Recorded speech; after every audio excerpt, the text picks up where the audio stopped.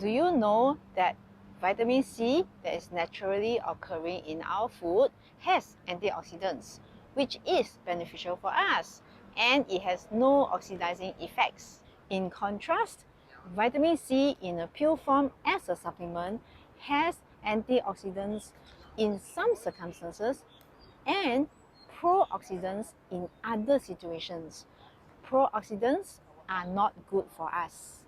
In one study, volunteers took daily 500 milligrams of vitamin C supplement for 6 weeks. Oxoguanine levels decreased. Oxoguanine level is an indicator of oxidation. This is the reason why vitamin C is thought to be an antioxidant. However, when a second indicator of oxidation was measured, which is oxoadenine, an increase was shown. This is an indicator of genetic damage to DNA. So I would rather take my vitamin C from fruits and vegetables. For example, oranges or berries and my greens. I would rather not take vitamin C pills.